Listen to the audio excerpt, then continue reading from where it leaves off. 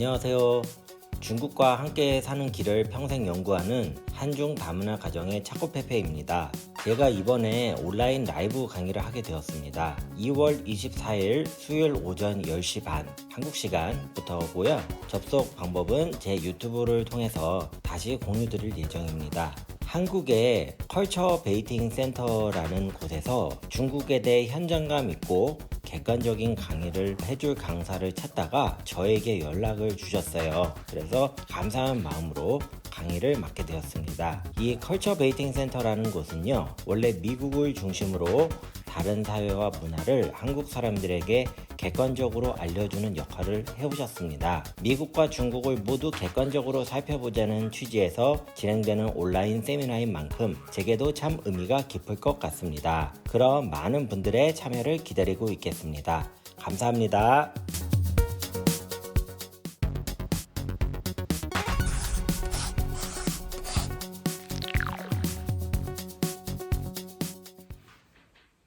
안녕하세요.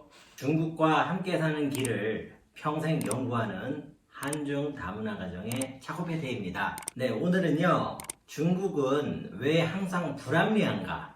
라는 그런 좀 자극적인 주제를 가지고 한번 얘기를 해보려고 합니다. 저만 자극적일 수 있어요. 대부분 관심 없으실 수 있는데 그래도 한번 얘기를 해보겠습니다. 개인적으로는 중국에서 현재 거주하고 계시는 한국분들 혹은 거주가 예정이신 한국분들께서는 꼭 한번 시청을 해주셨으면 하는 그런 마음입니다. 여러분 혹시 김유리라는 분을 알고 계시나요? 김유리라는 여성분인데요.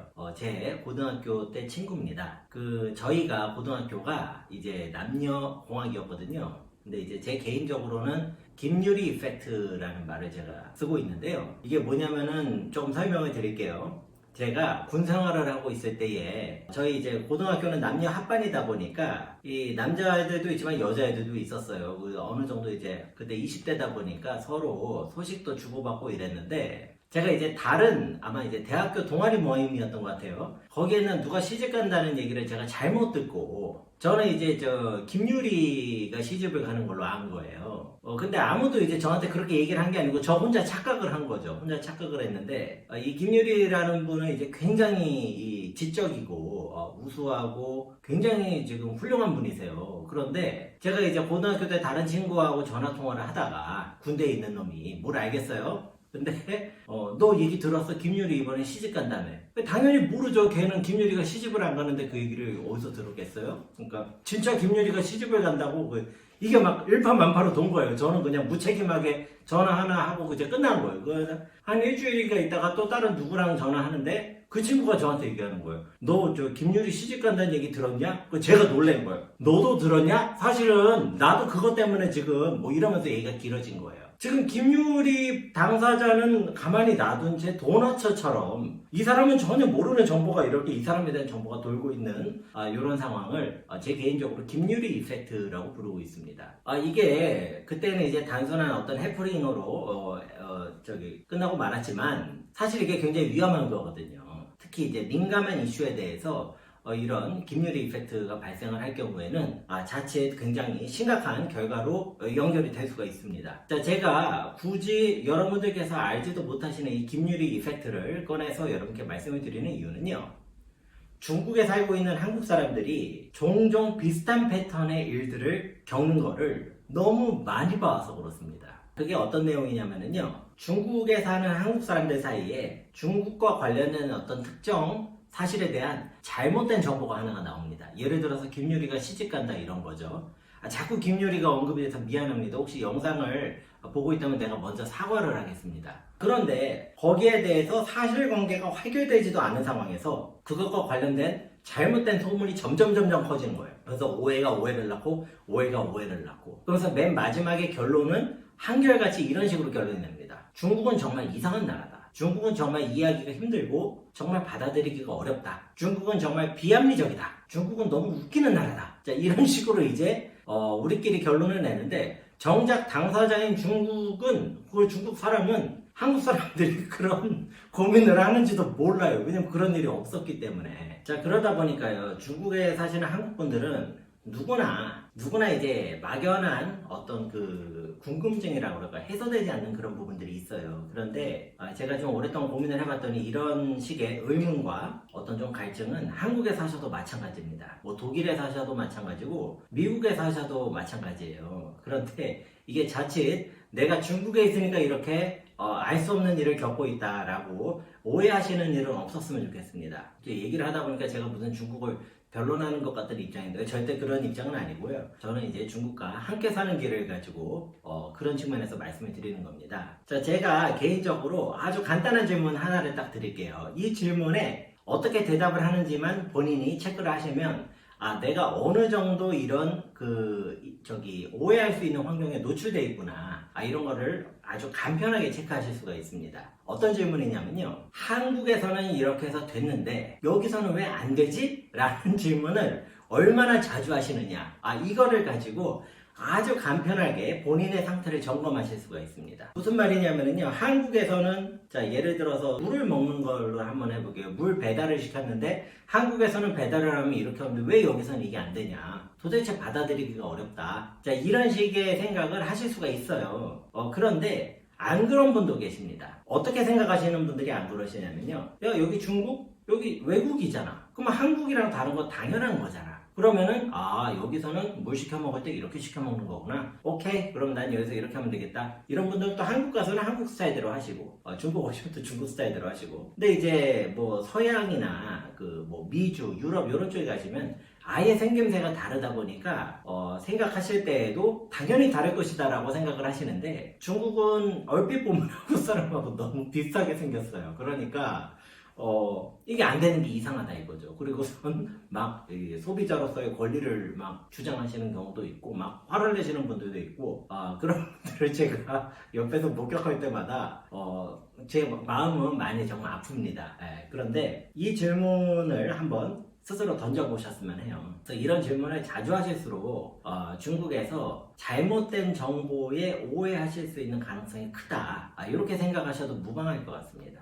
제 개인적으로 되게 친하게 알고 지내는 사업가분이 한 분 계세요. 한국분이시고요. 중국에서 오래 생활하셨는데요. 그분 말씀하시는 게 중국에 온 지 얼마 안 된 사람들, 특히 한 1, 2년 정도 된 사람들 사이에서는 그런 오해와 소문이 너무 심한 걸 자기가 많이 느낀대요. 그래서 본인께서도 이제 알고 지내는 한국 사람들 사이에서 중국과 관련된 어떤 소문이 왔다 그러면 일단은 필터링을 한다고 하십니다. 그 말을 그대로 믿지 않으신다는 거죠. 어떤 그런 경험에서 나오는 그런 지혜도 있는 것 같습니다. 자, 그렇다면은요, 이게 저는 좀 이런 식으로 말씀을 드려볼게요. 중국이라는 사회도 우리나라보다 훨씬 더 많은 사람들이 모여 살고 있잖아요. 그러면 이 사회 안에서 어떤 합리적인 기준이 없으면은요, 이 사회가 유지가 안 됩니다, 여러분. 그러니까 어떤 사회든지 자기 나름대로 합리적인 어떤 룰이 있는 거예요. 그리고 우리가 거기에 갔을 때는 그 룰을 존중을 해줄 필요가 있습니다. 그리고 그 룰로부터 우리 스스로가 보호를 받기도 하는 거죠. 자, 그런 부분들이 다른 나라에 갈 때는 그런 것들이 굉장히 잘 발휘가 되는데 이상하게 중국에 오시면은 그런 것들이 종종 무시가 되는 경우들을 보게 되는 것 같습니다. 저도 이제 지금 중국 현지에서 살다 보니까 다양한 한국 분들하고 교류가 많은 편인데요. 최근에 제가 저한테 이제 좀 물어보시는 분들이 점점 많아지세요. 왜 이거는 이렇게 합니까? 왜 중국에서는 이렇게 합니까? 하는데 제가 좀 설명드렸던 것 중에 세 가지만 한번 말씀을 드릴게요. 그래도 물어봐 주시는 분들은 되게 오픈마인드세요. 오픈마인드로 한번 얘네가 왜 그런지 한번 알아보자, 들어보자 이런 마인드시라 굉장히 감사하게 생각합니다. 자, 첫 번째는 뭐냐면요. 점점 이제 이런 데가 없어지고 있기는 한데 중국이요. 물건을 사러 백화점에 가시잖아요. 그러면 우리나라 같은 경우에는 예를 들어서 옷 매장이 있다고 쳐볼게요. 그러면 옷 매장에서 바로 그 직원하고 얘기하고 결제하고 나오거든요. 그런데 중국도 그런 데가 점점 많아지고 있어요. 그런데 중국의 어떤 곳은 옷 파는 가게에 가면은요, 거기서는 나는 돈을 안 받는다. 그래서 무슨 표만 하나를 줘요. 그러면 그거를 들고 저쪽으로 갑니다. 그러면 거기에 돈을 받는 카운터가 따로 있어요. 거기 가서 이렇게 줄을 서야 돼요. 줄을 서가지고 돈을 주고 그 사람이 도장을 딱 찍어줍니다. 그러면 그거를 들고 다시 옷가게로 오는 거예요. 그래서 이거를 주면은 다시 이제 옷을 받아가는 거죠. 자, 그러면 이게 너무 이상하고 불합리하다라고 생각하는 분들이 계셨어요. 그래서 아니 왜 이렇게 사람이 힘들게 하느냐 이거죠. 왜 이렇게 사람이 힘들게 하느냐. 근데 이거는 이제 어떤 부분이 있냐면요. 중국은 한국보다 조금 상호 신뢰에 대해서 더 이렇게 조금 부정적인 관점에서 장치를 해놔요. 뭐냐면 쉽게 얘기하면은 옷을 파는 그 직원이 돈을 들고선 다른 데로 돈을 빼돌릴까봐 돈을 받는 사람을 분리를 해놓는 거예요. 그래서 돈을 받는 사람은 그냥 돈을 받는 역할만 하는 겁니다. 자, 그러면 그 매장하고 백화점 간에 어떤 계약이 있을 때 백화점 측에서 이 매장에 정확한 매출이 노출이 된다든지 약간 이런 식으로 생각을 했던 게 있는 거예요. 그 전에는 그렇게 하지 않았을 때 발생하는 문제가 이렇게 했을 때 생겨나는 불편함보다 더 크다고 본 겁니다. 그러니까 이런 방식을 취한 거죠. 그리고 실제적으로 이렇게 하다 보니까 매장에서 옷을 파는 사람은 옷만 팔면 되는 거예요. 자기가 무슨 사기를 칠 방법도 없고. 그렇기 때문에 당시 중국의 어떤 분위기에서 이런 것들이 더 합리적인 방식으로 받아들여진 겁니다. 당연히 한국 사람의 관점으로 볼 때는 우리가 왜 이렇게 줄을 서고 힘들게 해야 되느냐, 내가 내 돈 내고 돈 쓰는데 왜 불편해야 되느냐, 충분히 이렇게 생각하실 수가 있어요. 그런데 1대1 비교를 하실 일이 아니라는 거죠. 여기서는 이제 그런 것들이 그런 의미를 가지고 있었었다. 그러니까 지금 여기서 살고 계신다면은 그런 부분을 참고하실 필요가 있습니다. 두 번째로는 이제 엘리베이터와 관련된 일이었습니다. 이것도 되게 좀 귀여운 일이기는 한데요. 얼마 전에 저희 아파트 엘리베이터가 고장이 나가지고 엘리베이터를 새로 바꿨어요. 그런데 바꾸고 나니까 그 집별로 카드를 하나씩 주거든요. 그러면 그 카드를 딱 엘리베이터에 긁으면 엘리베이터에서 1층하고 자기 층만 딱 찍히는 거예요. 예를 들어서 제가 뭐 30층에 산다 그러면 1층하고 30층만 찍히는 그런 카드를 주는 겁니다. 자, 그러면 이제 그런 거를 가지고 예를 들어서 어떤 분이 나는 25층에 사는데 내가 14층에 아는 사람이 있어서 놀러 가고 싶은데 갈 방법이 없다. 이렇게 생각하시면서 이제 이것도 또 불합리하다라고 생각하실 수가 있는데요. 이거는 또 이런 게 안에 내부적으로 있습니다. 뭐냐면은요. 엘리베이터가 우리나라는 웬만해서 그냥 다 버튼을 누르게 돼 있잖아요. 그러다 보니까 온갖 사람들이 다 들어옵니다. 그거를 문에서 보안 장치를 하더라도 뭐 앞사람 갈 때 같이 들어온 사람 막을 방법은 없거든요. 그러다 보니까 그리고 그 다음에 너무 무분별하게 엘리베이터에서 무거운 짐을 싣고 하다 보니까 엘리베이터가 파손이 되고 그런 부분들은 저는 좀 있는 것 같아요. 특히 이제 아직 중국에 계신 분들이 한국 사람들처럼 이렇게 공공재를 같이 아끼고 하는 거는 조금 약한 편이거든요. 그러다 보니까 어떤 엘리베이터를 갖다가 조금 보호도 하면서 더 깨끗하고 안전하게 쓰려는 그런 니즈가 있었던 겁니다. 자, 또 하나는 뭐냐면은요, 이 엘리베이터를 새로 바꿀 때에 그 카드를 발급했다고 그랬잖아요. 근데 이 카드는 그냥 엘리베이터에 돈을 낸 집만 이 카드를 줍니다. 이것도 이제 한국적인 관점으로 보면 조금 뭐 누구는 주고 누구는 안 주네 이렇게 생각하실 수 있는데요. 그게 사실 중국 사람들이 봤을 때는 자기가 지불한 만큼 가치를 가져가는 게 합리적이라고 보는 게 되게 강하거든요. 그러다 보니까 너는 1층과 너희 집 사이로 오갈 수 있는 권리만 가져간 거야. 네 돈을 내고. 이렇게 이해가 되는 겁니다. 그래서 이제 중국에서는 조금 좋은 아파트로 갈수록 그렇게 카드식으로 되어 있습니다. 자, 그렇게 되면은요, 이제 아무렇게나 막 전단지 돌리러 온다든지 뭐 이런 사람들은 이 엘리베이터를 쓸 방법이 없는 거예요. 자, 그러다 보니까 그런 것들이 현재로서는 조금 더 합리적이라고 받아들여진 겁니다. 자, 그러면은 뭐 택배가 온다든지 이런 경우는 어떻게 하냐? 그 사람들 우리 집 앞에 갖다 주려고 하는데 어떻게 해야 되느냐? 아주 간단합니다. 그럴 때는요, 그 사람이 1층에서 전화를 하잖아요. 그러면 제가 문 열고 나가서 우리 집 엘리베이터 내려가는 버튼을 누르기만 하면 됩니다. 자, 그러면 그 사람은 그 안에서 바로 타고 올라오는 거죠. 그런 식으로 해결을 하고 있습니다. 자, 세 번째로 제가 또 들었던 재밌는 얘기예요. 재밌는 얘기가 쓰레기 분리수거와 관련된 겁니다. 제가 살고 있는 데가 이제 칭다오인데요. 칭다오도 쓰레기 분리수거 시범 지역에 포함이 됩니다. 그러면 칭다오 전체가 분리수거를 하는 게 아니고요. 그 중에서도 또 몇 개 시범 지역을 정해서 하거든요. 그러니까 이제 중국에서 조금 문제를 해결하는 방식이 한국하고는 당연히 달라요. 다른 사회이기 때문에. 그런데 이거를 가지고 이제 굉장히 또 불합리하다라고 라고 보실 수가 있는 부분이 뭐냐면 저쪽 동네는 쓰레기 분리수거를 이렇게 하는데 우리는 또 이렇게 한다. 그 다음에 얼마 전까지는 나보고 이걸 이렇게 버리라더니 또 이렇게 버리라고 한다. 이게 뭐 하는 거냐. 그 다음에 규칙을 이렇게 했는데 규칙대로 난 했더니 갑자기 또 규칙이 바뀐다. 그러면은 규칙대로 내가 어떻게 믿고 하느냐 이렇게 생각하실 수가 있거든요. 그런데 일단 이제 규칙대로 바로바로 못 따라가는 부분에 대해서 조금 한국보다 더 관대한 측면은 있고요. 이거는 이렇습니다.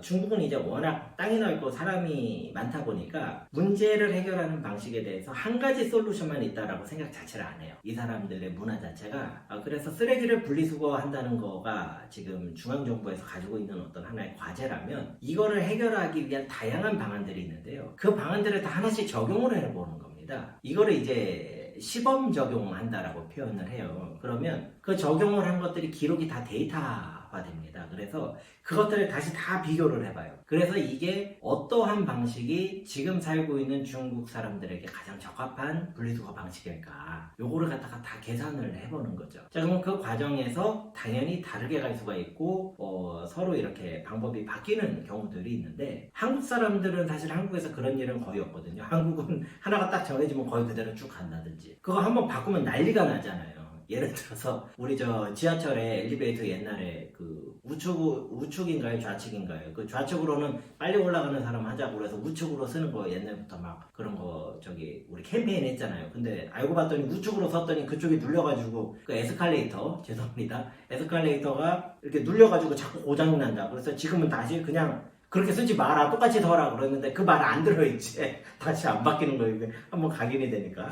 자, 그런 거 마찬가지로 한국에서는 뭐가 하나가 정해지면 굉장히 그대로 가는 경향이 있는데, 중국은 이거를 계속해서 더 좋은 거를 찾으려는 경향이 있어요. 그러다 보니까 그게 한국하고 좀 다른 부분입니다.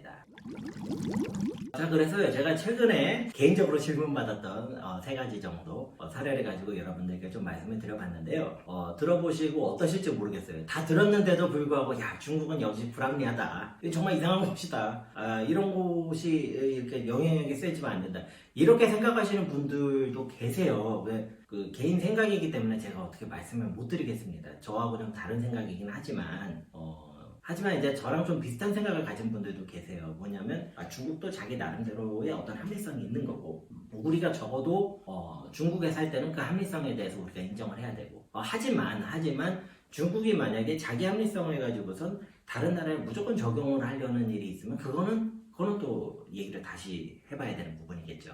자, 그렇게 해가지고 저희가 좀 그런 부분에 대해서 한번 알아보았습니다. 제가 좀 얘기를 좀 두서없게 하는 경향이 있는데요. 어느 정도 전달이 됐는지 모르겠습니다. 혹시 지금 중국에 살고 계시거나 혹은 중국에 이제 오실 예정이신 분들, 그 다음에 중국 사회와 자주 교류가 있는 분들이시라면 제가 말씀드린 내용을 조금 참고를 해보셨으면 하는 그런 마음입니다. 시청을 해주셔서 대단히 감사하고요.